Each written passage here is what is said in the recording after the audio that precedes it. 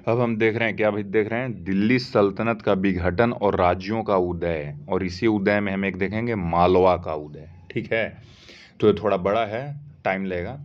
तो ये जो मालवा जो था वो किन दो नदी के बीच स्थित था? तो मालवा जो था वो नर्मदा और ताप्ती नदी के बीच स्थित था।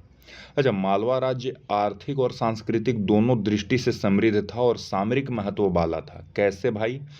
तो चूंकि मालवा था नर्मदा और ताप्ती नदी के बीच पठारी क्षेत्र होने के कारण सामरिक महत्व वाला भी था। ठीक है ना।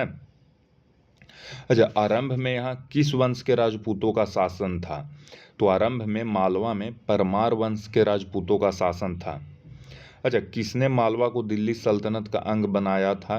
तो अलाउद्दीन खिलजी ने मालवा को दिल्ली सल्तनत का अंग बनाया था।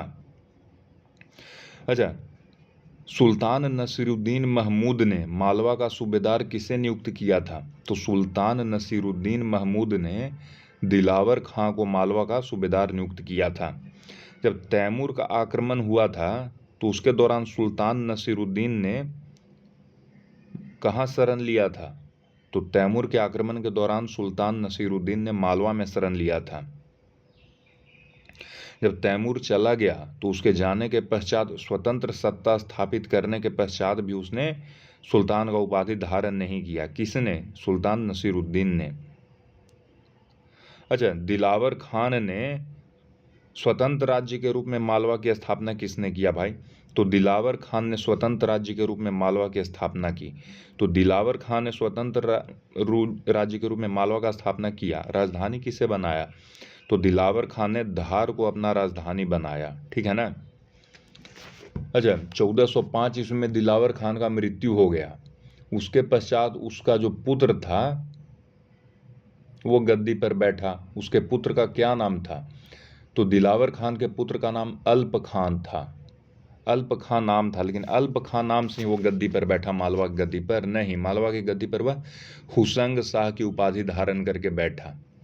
अच्छा, जो उसका बाप दिलावर खान था उसने तो धार को अपना राजधानी बनाया था, और ये जो अल्प खां यानी हुसंग शाह, इसने मालवा की राजधानी कहाँ बनाया? तो उसने मालवा की राजधानी मांडू को बनाया, है ना।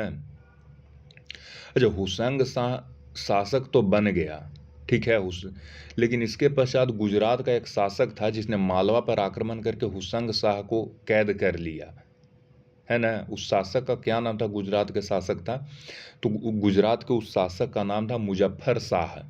इसने क्या किया था कि साला मालवा पर आक्रमण करके हुसंग शाह को कैद कर लिया था।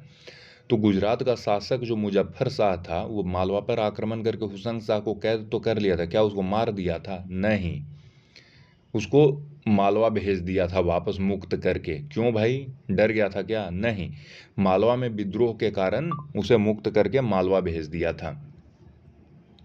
अच्छा, मुजफ्फर शाह का तो मृत्यु हो गया, वही जो गुजरात का शासक मुजफ्फर शाह था। उसके बाद वहाँ का शासक कौन बना गुजरात का? तो मुजफ्फर शाह के मृत्यु के बाद गुजरात का शासक अहमद शाह बना। तो ये बताइए, अहमद शाह और हुसंग शाह के बीच शांति कायम हो गया? नहीं, अहमद शाह और हुसंग शाह के बीच निरंतर युद्ध हुआ, ठीक है ना, लेकिन इन युद्धों का कोई लाभ नहीं हुआ। अच्छा, हुसंग शाह किसका शिष्य था? तो हुसंग शाह बुरहानुद्दीन का शिष्य था।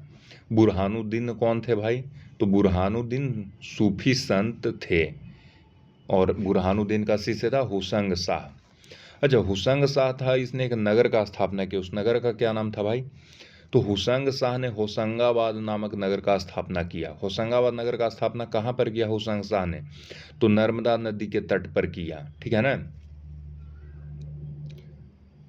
अच्छा, हुसंग शाह का पुत्र कौन था? तो हुसंग शाह का पुत्र मुहम्मद शाह था। मुहम्मद शाह की हत्या किसने कर दिया भाई? तो मुहम्मद शाह की हत्या उसका जो वजीर था महमूद खिलजी ने कर दिया था। अच्छा, मालवा में खिलजी वंश का नींव किसने डाला? तो मालवा में खिलजी वंश का नींव महमूद खिलजी ने डाला। महमूद खिलजी ने हुसंग शाह के पुत्र मुहम्मद शाह की हत्या करके मालवा में खिलजी वंश का नींव डाला। अच्छा, मालवा का योग्यतम शासक कौन था भाई? तो महमूद खिलजी ही मालवा का योग्यतम शासक था। तो महमूद खिलजी जो मालवा का योग्यतम शासक था, उसने किस किस से युद्ध किए? तो उसने गुजरात, बहमनी, मेवाड़ राज्यों से युद्ध किए। किससे किया? गुजरात से किया, बहमनी से किया, मेवाड़ राज्यों से किया। अच्छा, मेवाड़ के राणा कुंभा के साथ युद्ध के उपरांत महमूद खिलजी और राणा कुंभा दोनों ने जीत का दावा किया तथा इसके उपलक्ष्य में राणा कुंभा ने चित्तौड़ में विजय स्तंभ, तो महमूद खिलजी ने मांडू में 7 मंजिलों वाला स्तंभ का निर्माण करवाया। हाँ, अब देखो वह कौन सा युद्ध था जिसमें दोनों ने जीत का दावा किया? तो मेवाड़ का राणा कुंभा के साथ युद्ध के उपरांत महमूद खिलजी ने युद्ध किया और दोनों ने ही जीत का दावा किया। राणा कुंभा ने विजय स्तंभ का निर्माण कहाँ किया? चित्तौड़ में। महमूद खिलजी ने इस विजय में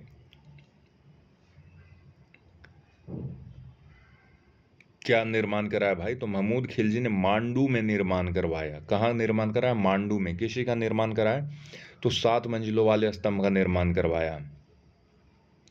अच्छा, महमूद ने एक आवासीय महाविद्यालय और एक चिकित्सालय का भी निर्माण करवाया। कहाँ करवाया भाई? तो मांडू में। अच्छा, महमूद खिलजी का मृत्यु हो गया, उसके बाद गद्दी पर कौन बैठा? तो महमूद खिलजी के मृत्यु के बाद उसका पुत्र गयासुद्दीन गद्दी पर बैठा। गयासुद्दीन भी योग्य शासक था? नहीं, गयासुद्दीन साला नितांत विलासी प्रवृत्ति का शासक था। अच्छा, गयासुद्दीन के महल में कितनी दासियां थी? तो गयासुद्दीन के महल में 16,000 दासियां थी। ये 16,000 दासियां सिर्फ मुस्लिम थी? नहीं, इसमें से कई तो हिंदू सरदारों की पुत्रियां थी। अच्छा, जो ये था गयासुद्दीन, जो कि महमूद खिलजी का पुत्र था, वो गद्दी पर बैठा अत्यंत विलासी था। इसने एक अंगरक्षक सेना गठित किया था, है ना? तो उस अंगरक्षक सेना में कहाँ की महिलाएं थी? तो उस अंगरक्षक सेना में तुर्की और इथियोपियाई दासियों की महिलाएं थी, दासी थी। ठीक है ना? अच्छा, महमूद शाह द्वितीय, ये लाइन पूरा पढ़ दे रहे हैं। कालांतर में महमूद शाह द्वितीय के शासनकाल के दौरान गुजरात के शासक बहादुर शाह ने मालवा पर आक्रमण किया और उसे अपने अधीन कर लिया तथा महमूद शाह द्वितीय मारा गया, है ना?